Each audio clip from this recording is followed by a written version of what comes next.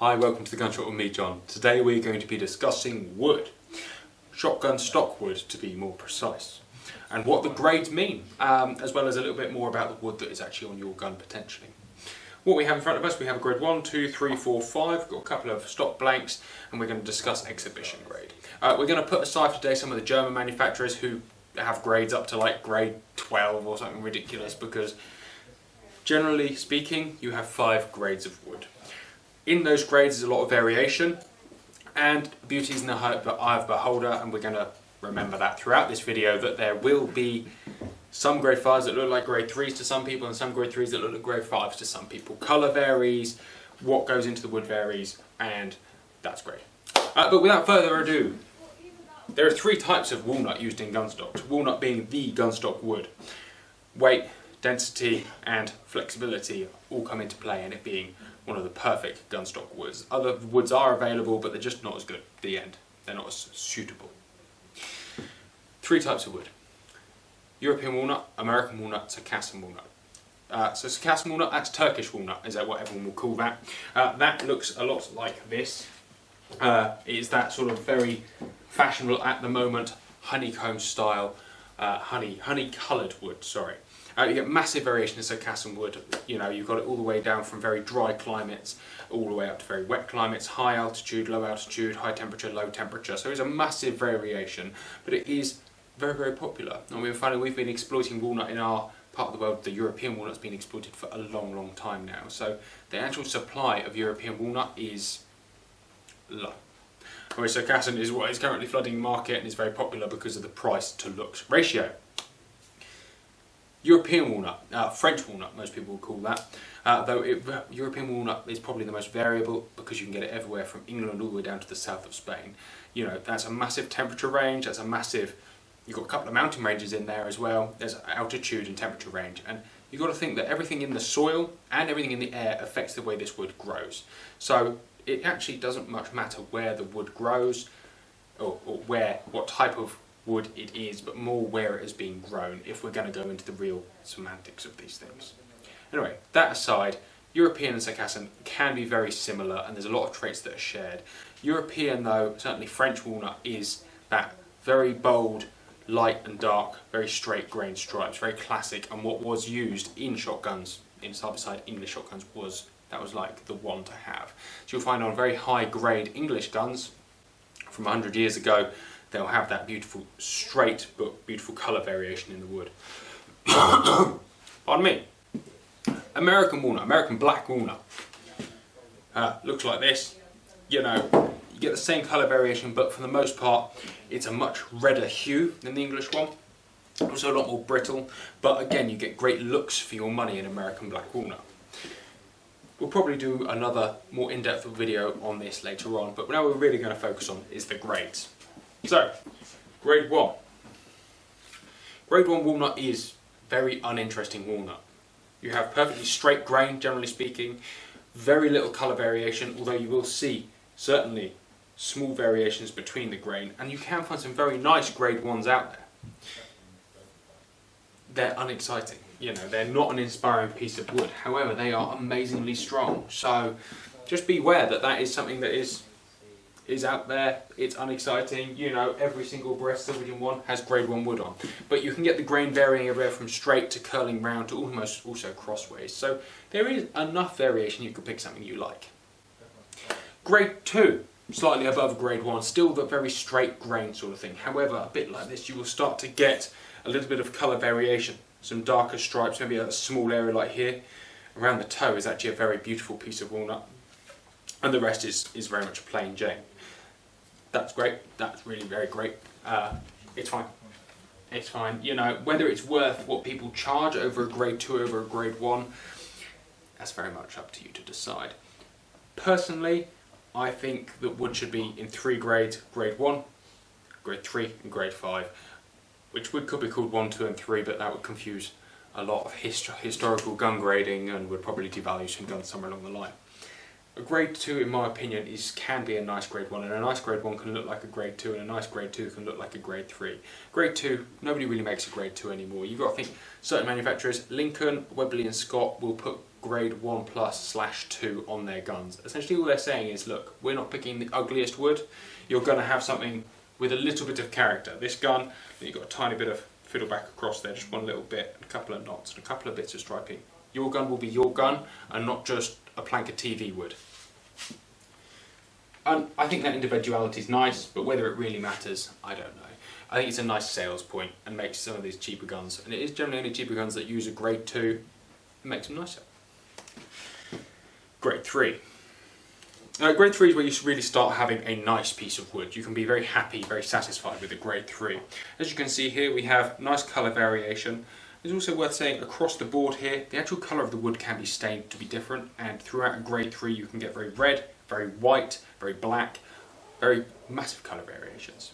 But what you start to look out for is slightly more open grain, larger cut patches of colour, so you've got light there, light then dark. And also you have this fiddleback, this flaming, this cross grains will start to come into play in a grade 3. This is a very nice grade 3 by all accounts. I do quite like this. As you can see, let's say, big colour variation, certainly beauty, usually a bit more depth, but that's more to do with finish, and we'll touch on that at the end. But it's that fiddleback that you will start to see in a grade 3. Grade 4, as I've already said, is kind of an unnecessary grade, and it falls somewhere between a 5 and a 3. However, I feel like it's a manufacturer's leeway that they now only really use a 1, 3 and 5. It's a manufacturer's leeway that they can use a lesser piece of wood, they can put a 4 and a 5, but they couldn't put a 5 and a 4, and that's all they're doing really, is making a separation at the top of the grade 3 and saying, well, anything above that is a 5, which is fine, I say, which is why they don't do grade 4s, because that just confused people. This is actually on a Maruku grade 5, and this side is quite nice, but as you can see, and this is a grade 5 Maruku. We've got this flaming coming through the wood, this crotching, which is also a type of fiddleback. The type of cross grain comes up through the wood. You've got much nicer colour variation, a much bolder grain, and it's perfect. However, I wouldn't say it's quite beautiful enough to be classed as some of the grade 5s. This is one of the less beautiful grade 5 pieces I've seen. But again, using the eye of the beholder, there are people that will look at this and go, oh my god, that is absolutely beautiful. Some will look at it and go, well, that's kind of just a grade 3, isn't it? Anyway, so grade 4, an utterly unnecessary grade, in my opinion. Grade 2, I can see the point. It's just denominating that it's not just a lump of wood, it's actually got some character. Grade 4, I feel like just shouldn't exist. Grade 5, and this is what we're really talking about. And having looked at grade 4, if you condensed what you see there and put a bit more into that wood, a bit more crotching, a bit more thing, that would be a grade 5 very easily.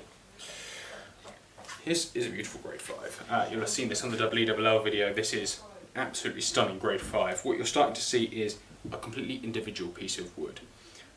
Cross grain, the grain, you get cross grain running through it, and you get fiddleback coming through it as well to a certain extent. Beautiful, absolutely beautiful. However, you know, grade 5 can also mean high, straight grain with very high contrast. It's worth looking and having a look. The cost, the cost of these things changes vary. You think that you'll be able to get, you have 1 ton of stock blanks, or let's say you have 100 stock blanks, you'll get 90 grade 1s, no, let's say you get 85 grade 1s, 5 grade 2s, that's 90, 1 grade 5, 1 grade 4, and a balance of grade 3s. A grade 5 is a harder thing to get. You've got to think that what we see as beauty in these things is actually imperfections. The most perfect piece of wood, and why we get a lot of carpenters come in and when they buy them they're quite happy to have a plain piece of wood, is because it's strong. Plain wood is strong, straight grain is strong. And if you're going to build furniture, you look for straight, beautiful, simple grain. Strangely, we are attracted to this, I suppose it is, odd beauty that is rotting imperfection in wood. But that's fine.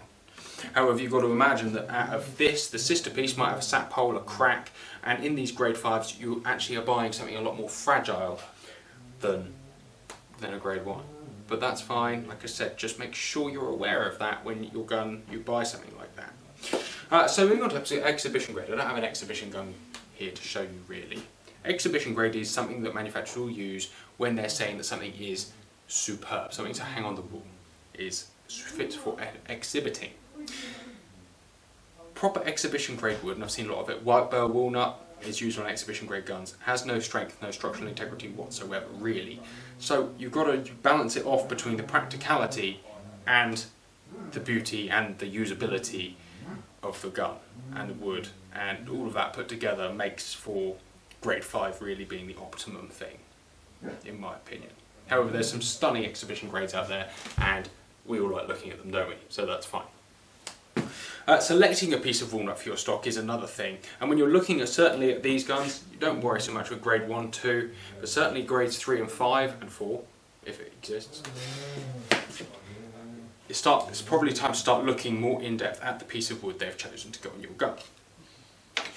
What you have to look for, certainly using one of these blanks as an aid, because you've got a lot more wood there to see, the grain must run this way through the head. You know, if this is an angle through the head, that's not too bad. Any steeper of an angle through the head being being that bit, the neck being that bit, the head and neck of the stock are where a gun will break. It's very unlikely, I don't think I've ever seen a gun break after the hand there, the hand being here. So that bit doesn't matter, that bit can be beautiful as you like. What you really have to look for, guys, is this here. You want this grain to be straight, solid, no big burrs, no deformities. Check like hell for cracks in the actual wood, and manufacturers do fill cracks in wood. If we have a little look at this here, there's a little deformity, and that's just been filled with filler because, you know, that is an acceptable place to have a deformity. But that's what you buy when you buy a grade 5, and I can't repeat that enough, is that the wood is imperfect, and that's why we find it beautiful. It's very strange. But like I said, just make sure the wood runs through the grip like this and like this, and not across it like this, because all you're looking for is trouble. Make sure there's not too much of this fiddleback, this sort of crossed grain, this flaming coming through here, and you're looking just for real strength there. Apart from that, the back can look what like you look however you like. Look however you like. The last thing I'm going to say is weight. Wood density and grade can go together, as well as the actual piece of wood they vary in weight. There you go, that's what I said. They vary in weight massively. It's not produced on a production line. This blank here, per whatever it is, per cubic centimetre, weighs much more than this. This is American Black, and this is Circassian. This is a grade 5 Circassian. In fact, I might go put some water on it at the end and let you have a little perv over that, because it's totally worth a perv. Weight. Grade can change weight. Weight can change with grade. Weight can change grade to grade or gun to gun. So whilst choosing a piece of wood, if you have 2 or 3 guns, don't just look at them, pick them up. A heavy piece of wood will make a gun do this, a light piece of wood will make a gun do that. And it's very much on your personal preference which one you prefer. There you go. Alright, thank you very much for watching, guys. I'm sure there'll be a few questions out there. Just put them below. Take care, and we'll see you next time. And my apologies for the slightly tired end of day video. Cheers.